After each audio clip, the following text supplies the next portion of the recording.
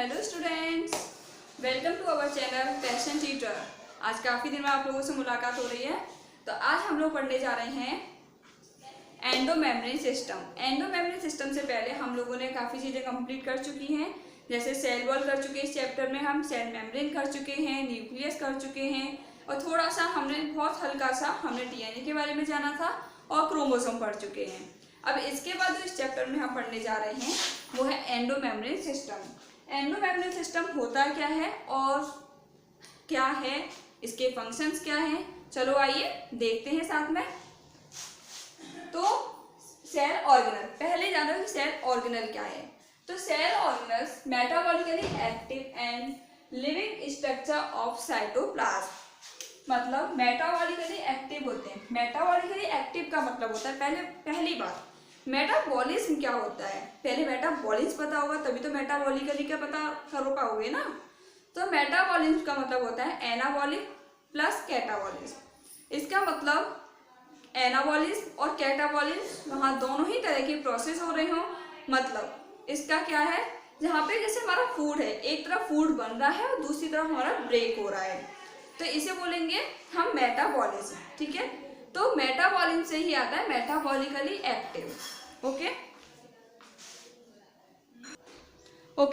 तो metabolically active इसका मतलब वो प्लेस, वो स्पेस या वो जगह जहाँ पर जो एक्टिविटी हो रही है वो कैसी हो, मेटाबॉलिकली एक्टिव हो, जहाँ पे कोई भी चीज़ का फॉर्मेशन भी हो रहा हो, वहीं पे उसका ब्रेक डाउन हो रहा हो, सिंथेसिस भी हो रहा हो और वहीं पे टूट रहा हो, इस तरह से, तो उसे बोलेंगे मेटाबॉलिकली एक्टिव प्लेस।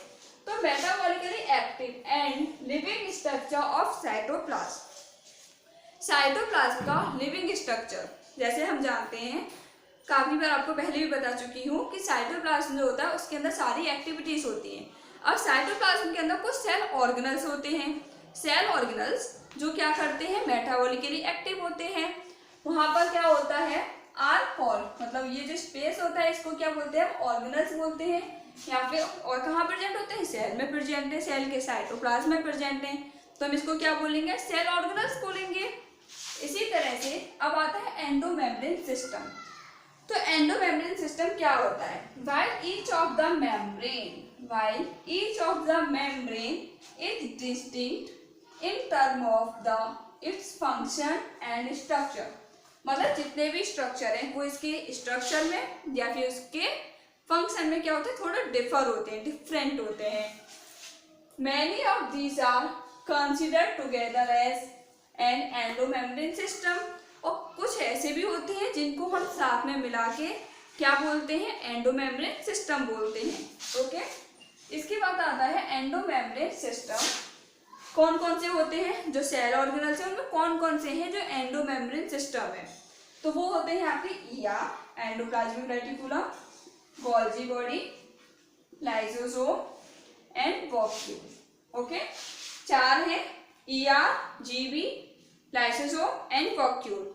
ईआर यानी कि एंडोप्लाज्मिक रेटिकुलम, जीबी यानी गोल्जी बॉडी या गोल्जी एपरेटस, फिर है आपका लाइसोसोम और फिर है आपका वॉक्यूल। अब इसके बाद आता है next, since the function of mitochondria. अब आप बोलेंगे आई थिंक मैम इसमें तो और भी सेल ऑर्गेनल्स होते हैं, जैसे माइटोकॉन्ड्रिया है, क्लोरोप्लास्ट है और भी हैं, तो इनको हम एंडोमेम्ब्रेन सिस्टम में क्यों इन्वॉल्व नहीं कर रहे हैं, क्यों? अब इसका रीजन देखते हैं। Since the function of mitochondria, chloroplast, peroxisome are not coordinated with each other. इसका मतलब ये जो जितने भी हमारे ऑर्गेनल्स हैं, माइटोकॉन्ड्रिया, क्लोरोप्लास्ट है, पेरोक्सिसोम, ये तीनों क्या करते हैं, कोऑर्डिनेट नहीं होते हैं किसके साथ, जो ऊपर स्ट्रक्चर दिए हैं उनके साथ, इसलिए हम इनको क्या बोलते हैं, ever component these are not endomembrane system. Okay, तो ये क्या एंडोमेम्ब्रेन सिस्टम का पार्ट नहीं है। अब इसके बाद फर्स्ट हमने इसमें क्या पढ़ा था, ईआर। तो ईआर ईआर के बारे में हम पढ़ेंगे। फर्स्ट इसमें क्या पढ़ेंगे, डिस्कवरी, डिस्कवर्ड बाय, इसकी जो डिस्कवरी की थी वो पोर्टर नाम के एक साइंटिस्ट ने की थी, डिस्कवर्ड बाय पोर्टर। और ये है क्या, it is double membrane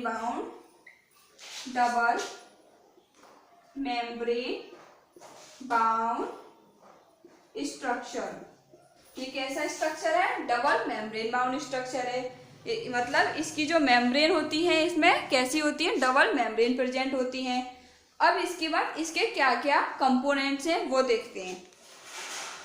okay, sorry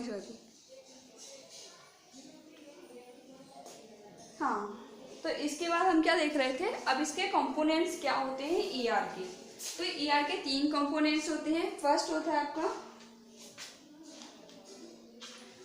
होता है सिस्टर्ने, फिर होता है वेसिकल एंड थर्ड होता है ट्यूब्यूल्स।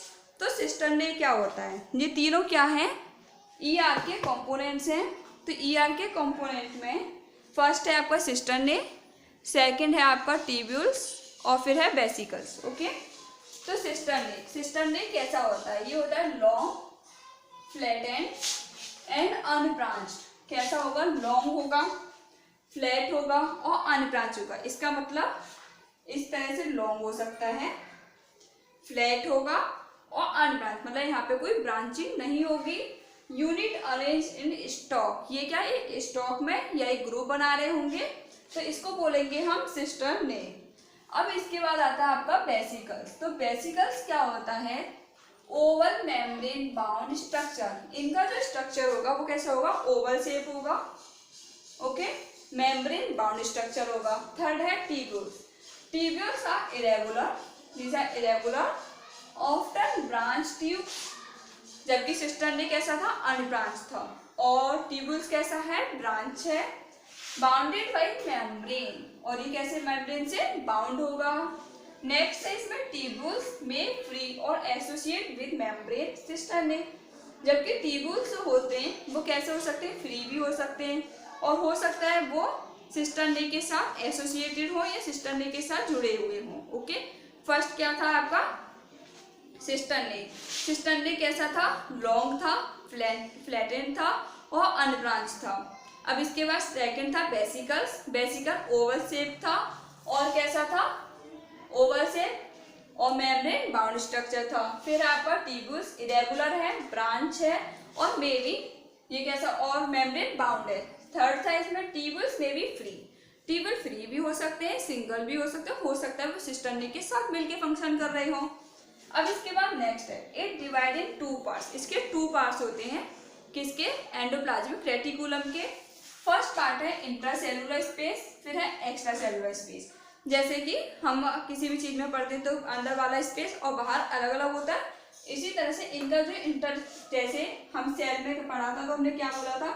इसका जो कॉर्नर होता है साइड से हम इसे बोलते हैं पेरीफेरी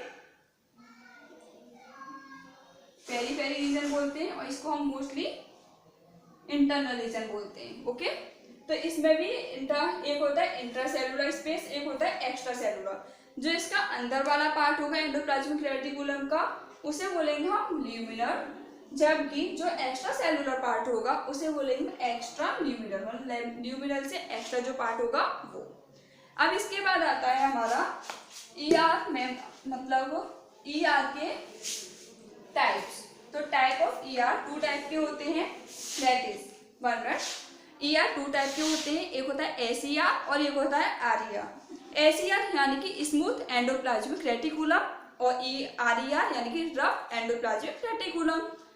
अब इसके बाद आता है एसीआर। एसीआर और आरईआर में डिफरेंस क्या है? एक स्मूथ है और एक रफ है। जैसे कि हम लोग जानते हैं कोई भी चीज रफ कब होगी? जब उसके पास कुछ एक्स्ट्रा चीजें आ जाएं, उस पर ऐसा कुछ पड़ जाए जिसकी वजह से उसको रफली बिहेव शो करे। तो जैसे कि इसके लिए बहुत फेमस एग्जांपल है जो क्या है? एसीआर। एसीआर का मतलब होता है स्मूथ। जैसे कि हम चॉकलेट आई थिंक सभी ने खाई होंगी, कोई ऐसा नहीं होगा जिसने चॉकलेट ना खाई हो। तो चॉकलेट में हम डेयरी मिल्क लेते हैं, डेयरी मिल्क सबको पसंद होती है।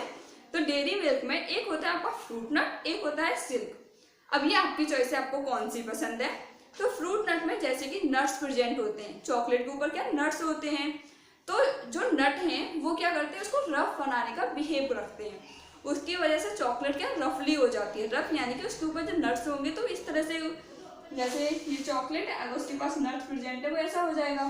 तो ये क्या है, ये जो बिहेव करेगी नट यानी कि डेयरी मिल्क फ्रूट नट जो चॉकलेट है वो किसका बिहेव करेगी, रफ एंडोप्लाज्मिक रेटिकुलम का। जिस तरह से फ्रूट नट में जो नट्स होते हैं चॉकलेट में वो रफ बनाने का बिहेव रखते हैं, इसी तरह आरिया रफ एंडोप्लाज्मिक रेटिकुलम में रफ बनाने का जो बिहेव रखते हैं वो होते हैं राइबोसोम। तो राइबोसोम की वजह से वो क्या हो जाती है, रफ हो जाती है। जैसे कि अभी हमारी ईआर है तो इससे हमारे राइबोसोम बाइंड हो गए, राइबोसोम की वजह से क्या हो जाता है, रफ नेचर शो करता है, और इसी वजह से इसको बोलते हैं हम RER rough endoplasmic reticulum. Second है सिल्क, जो मुझे बहुत पसंद है। तो डेयरी मिल्क सिल्क जो होती है वो कैसी होती है, चिकनी होती है, एकदम स्मूथ होती है। तो स्मूथ क्यों, क्योंकि इसके पास कुछ प्रेजेंट नहीं है, मतलब कुछ नट्स नहीं है, कुछ एक्स्ट्रा चीज़ें नहीं है जिसकी वजह से वो रफ बिहेव करे।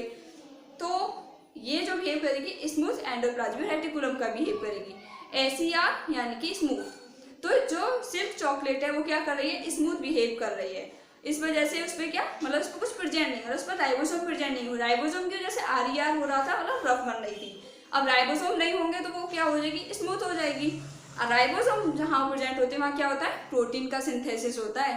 तो जब राइबोसोम जहाँ प्रेजेंट है वहाँ प्रोटीन का सिंथेसिस होगा तो हम उसे क्या बोलेंगे, प्रोटीन फैक्ट्री बोलेंगे। जैसे कि हम लोग जानते हैं जहाँ पे बहुत सारी चीज़ें एक ही चीज़ बहुत ज़्यादा अमाउंट में बन रही हो तो हम उसको उसकी फैक्ट्री बोल देते हैं। चाहे वो आपकी कुरकुरे की हो, चाहे आपकी कोई मतलब कुछ भी हो सकती है, वो शूज़ की हो, स्लीपर की हो, या कोई फर्नीचर हो, कुछ भी हो, तो हम उसको उसका फैक्ट्री बोल देते हैं। इसी तरह से जहाँ राइबोसोम बहुत ज़्यादा हाई अमाउंट में प्रेजेंट है, बहुत ज़्यादा अमाउंट में प्रेजेंट है, तो वहाँ पे क्या प्रोटीन सिंथेसिस हो रहा है। और जहाँ प्रोटीन का सिंथेसिस हो रहा है तो हम क्या बोलेंगे, प्रोटीन सिंथेसिस यानी कि प्रोटीन फैक्ट्री। और SER पे हमारा राइबोसोम तो प्रेजेंट नहीं है लेकिन स्मूथ है, तो यहाँ पे जो मतलब सिंथेसिस होगा वो होगा लिपिड का, ओके, या कार्बो। लिपिड का मतलब बोलेंगे लिपिड और फैट का सिंथेसिस जो होता है वो होता है आपका SER में, जबकि प्रोटीन का सिंथेसिस जो होता है RER में, ओके। अब इसके बाद अब इसका स्ट्रक्चर और थोड़ा सा और जानेंगे इसके बारे में, इसका स्ट्रक्चर देखेंगे और इसके फंक्शंस क्या होते हैं ये सब देखेंगे, और मेन SER और RER में डिफरेंस देखेंगे। तो चलो मिलते हैं थोड़े से गैप के बाद, ओके। देखना जरूर नेक्स्ट वीडियो।